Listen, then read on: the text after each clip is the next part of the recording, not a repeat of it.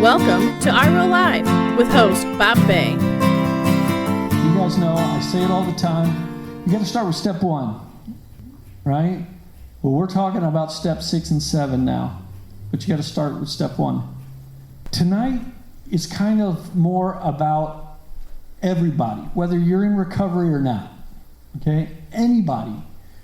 Everybody needs to know this information to be able to move through their life smoothly. About 3 years ago, somewhere around 3 years ago, I didn't mark the date because I didn't know that 3 years later I would be talking about it. And you know, COVID was part of it. That changed a lot of people's perspective on life, changed my perspective, but there were other things that had happened. There were some decisions I made. I reacted in some situations the wrong way, and I had to walk in the consequences of them. I didn't go out and sin or anything. I didn't knock off a liquor store or anything. It wasn't anything like that. I just reacted in some situations in ways that I don't want to. I don't want to react in those ways. And I had to walk in the consequences of it. And I was disappointed in myself because of it. And you guys know that I've talked before about I struggle with anger.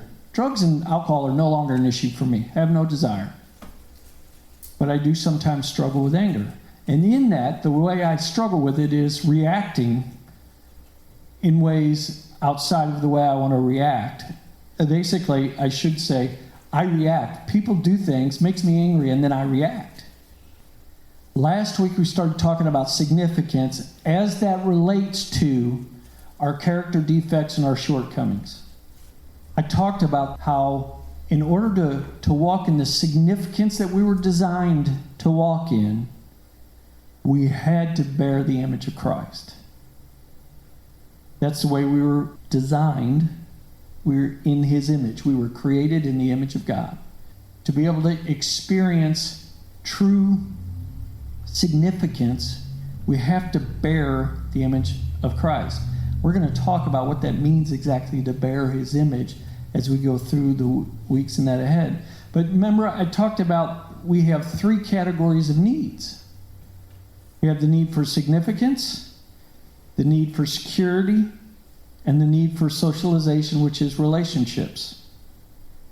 All of our problems evolve around our inability to meet those needs in acceptable ways. I could say that a lot of different ways. But we do. We try and meet those needs. We've developed coping skills. We've talked about it in the past. And so what ends up happening in our culture, we have substituted that sense of significance, of feeling like you matter and that you're important, that you have destiny, and all of those things that are wrapped up in that significance.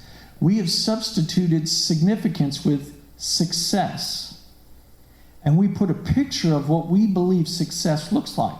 And so what that has done to us is people, human beings, seek significance, and they make that their purpose, and they hope to find meaning in that.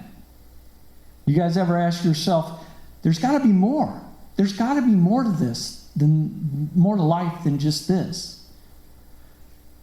I asked for a long time, and going back to the 3 years ago, the story about 3 years ago, I knew that there had to be more, and that there had to be a reason. After all the things I'd been through, after all the struggles that I walked through, after everything that I had left behind, why am I still dealing with certain things over and over and over again? Things like anger. Why am I reacting the way I react? I don't want to. Why is it that when people say things in certain ways, it causes me to react in certain ways? Be that a burst of anger, or be that when somebody says something, me feel bad about myself, or be that when somebody says something, it causes me to strive to gain their approval. Whatever it may be, all of that is wrapped up in significance, inability to experience significance. And so that began a real sincere quest. Now, guys, I started talking about significance, security, and socialization about 11 years ago. But I didn't really understand the depth, the meaning of it. People struggle to find significance, and they make that their purpose because they hope to find meaning in that. Let me give you an example. You grow up, you have this need to achieve in your life. Yes, you want things. A lot of people want things. You want a house. You want the different things that we talked about before we started. But there's a lot of people that look to success because they want a big house, they want a fancy car, they want all of these things so that they feel better about themselves. Now, not everybody's that way. Not everybody is looking for a big house and a fancy car to feel better about themselves. Some people want a medium house, or some people just want a house. But they strive for success, or they give up on the idea of success, and the pain of that feeling insignificant drives them to either do drugs, drink, get into relationships that they shouldn't be in, do all of these things to mask that feeling of feeling insignificant. But so this is what happened. And you guys have heard it. You've heard the story over and over again of these people, these rock stars or these famous people, the sports guys, all of this stuff. They seek to be successful, to have these things to gain significance, and they make that their purpose in hopes of finding meaning in it. But then they achieve the success, and the significance is meaningless. They lose their purpose, and they end up committing suicide. They end up becoming addicted to drugs. They end up doing all kinds of stuff, end up bankrupt many times, making all kinds of terrible choices because they placed the meaning of life was based on the purpose that they lived their life to gain significance. That seems pretty simple, right? But so here's what we're talking about doing in this step, and what we're going to talk about doing. In those three needs, if you can walk in true significance, you will make better decisions concerning your money, and better decisions concerning material possessions, better decisions concerning jobs, whatever it is that you're supposed to be doing, all of that. You'll make more responsible, rational decisions in that. So you're secure, and God will be able to do things in your life to orchestrate things because you won't misuse or abuse the things you have. And so you will gain security in that. You will have security in who you are and your identity when you walk in the proper significance. Once you have that, then the relationships that you have will be able to be healthier because you'll be able to make choices and react and interact with people in a more healthy way. You won't be, the example I gave, you won't be reacting all of the time. You'll be able to actually relate rather than react. Once you get the significance part taken care of, all of this other stuff will fall into place. And this is a key thing in addictions. Addictions are found to have a lack or an inability to make meaningful connections with the people around you. It leaves an emptiness within you. Clinical studies have found to show this, an inability to connect. But when we understand who we are and we can walk in that significance, all of that will fall into place. The desire to anesthetize or numb the pain will leave. Because with addictions, a week to 30 days, physical withdrawals are gone. No matter what it is. A week to 30 days. Now, it's true that, and I learned this a long time ago, that take meth, for example, it takes a year to 2 years for your brain chemistry to kind of level back out. Your dopamine levels and all of that, it takes a while. depending on how long you've been doing it and how much you've done, it takes a while for all of that to balance out. When we're able to walk in that significance in the right way, everything else will fall into place. Our relationships will fall into place. This is really the way we should be approaching it. When we find our proper significance, it will give our life meaning. And when we have that meaning, it will cause us to have purpose. That's the way God designed it. God created us in His image. It gave meaning to our lives. And in that, we find our purpose. You're not searching for some career or work to meet an unmet need or to fulfill an unmet desire or to find significance that you won't find in that.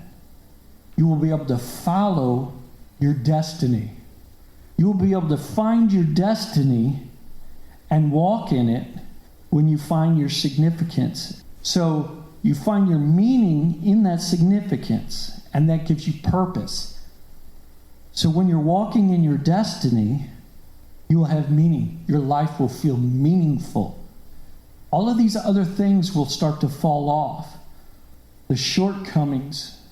And so in step 6, when it talks about being entirely ready to have God remove these defects of character, what they're talking about in those defects of character, that is your coping skills, coping mechanisms, the things you do to meet your own needs or to mask unmet needs. And then in step 7, when we humbly ask Him to remove all of our shortcomings, those shortcomings are the results of those coping skills, the consequences, you might say. Here's an example. When I'm living my life, I have to control things in order to control the situations and circumstances in my environment. If I'm going to meet my own needs, I have to control the situations and circumstances in order to control the outcome of those things, right? And so when other people infringe on that or step on that, it frustrates me, causes me to be impatient with them. Frustration and impatience when I'm out of control, when I feel out of control. And so my controlling is part of my coping skills in order to manage my own life. That's one of my character defects. My shortcoming is that I'm frustrated and impatient. Because we've done this list, this 4th step and 5th step, we have this list of these things that we can look back on and we can say, you know what? I did this and this and this and this. I can see where all of this, I was doing all of this to do this, to achieve this. This was what was going on in my life. And you guys, I've said it before, it's not easy to identify these things by yourself many times because you've been living in them and you haven't been looking at it from this frame of reference. You need help in walking through this. But so you begin to identify those coping skills or coping mechanisms that you've been using. Then you're able to identify the consequences of those things or the results of walking in those coping skills, which causes your shortcomings, which is, it's a real polite way to say the stuff that you're messed up in, your messed up feelings and emotions and the way you react to things and all of that. Remember we talked about being aware. Admitting to ourselves begins to make you aware. Now we can't fix these things. However, remember God gave us back our chooser. He gave us the ability to choose back in step 1, 2, and 3. And so we have this choice, so we face these choices. Just like me, in my life today, I am given the choice on how I react when people say things and do things in my life. I have freedom now. Does that mean that I no longer get angry? Absolutely not. I get angry all the time. But the Bible says, be angry and sin not. You're going to get angry. But it's how you react. What you do from that anger is the issue.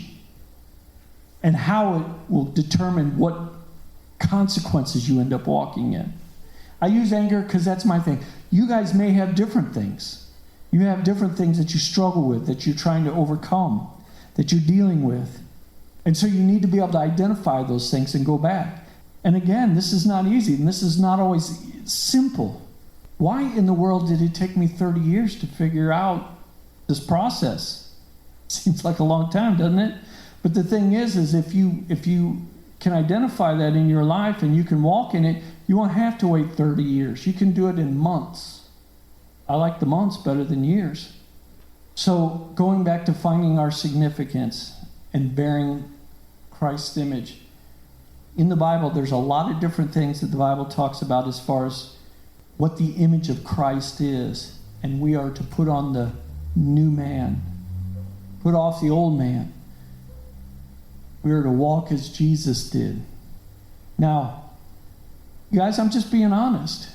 A big reason why I struggled was because in my Christian culture that I was brought up in, I was taught that you can't attain. All of that's just too hard. You can't really be like Christ. And you're kind of wasting your time if you try too hard. I'm being honest. I always gave myself a pass on different things. I would give myself an excuse why it was okay. Why, if you have the ability to choose and you're continuously being given the choice and you continuously make the wrong choice, at some point you're responsible for it. Right? In everything. At some point you are responsible. Now, God loves us, and He wants to walk us through that. And I've said before, God, if He tells us to forgive 70 times 7, He's more than willing to do the same.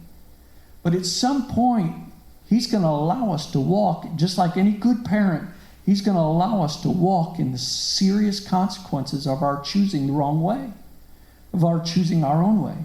And that's what God allowed me to do. And I don't like it. I'm still, today, there are consequences of choices I made 2 years ago that I'm walking in today. And I don't like it.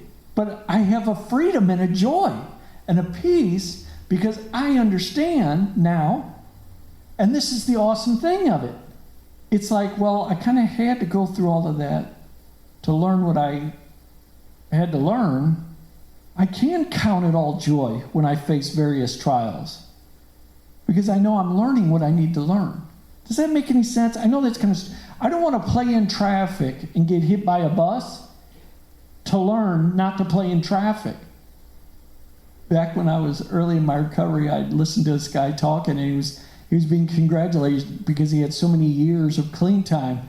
And he said, why are you congratulating me for having all these years clean time? It'd be like rewarding somebody and congratulating them for not playing in traffic after they got hit by a car. Well, it's just stupid. But we do it, don't we? We run right back out there in that street. Not just with drugs and alcohol, but with everything in our lives. When I talked about giving myself a pass, making excuses because it's like, well, there's no way you can live like that. Nobody can be perfect. You're right. Nobody can be perfect. But we are continuously being given choices. And if we seek God, He will give us the ability to make good choices. So no, will you be perfect? No. But you will be perfectly in His will. That makes sense?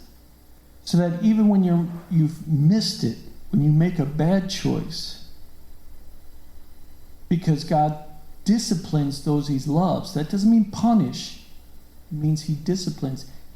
He creates things in our lives and does things in our lives to create discipline within us. He's not punishing us. He's disciplining us to teach us self-discipline. So that when we face these choices, we can make good choices. And all of that evolves around stepping outside of ourselves and into Him and bearing His image. And you can say, well, that doesn't sound like any fun. Maybe not to you. It sounds great to me. I'm 56 years old. I've been walking in the consequences of living life my way for a long time. The idea of living life God's way. And you guys, I've been doing ministry stuff for a long time and working with people and to walk out of addictions for decades. But it's like I'm brand new. It's like I'm starting all over again in this whole thing.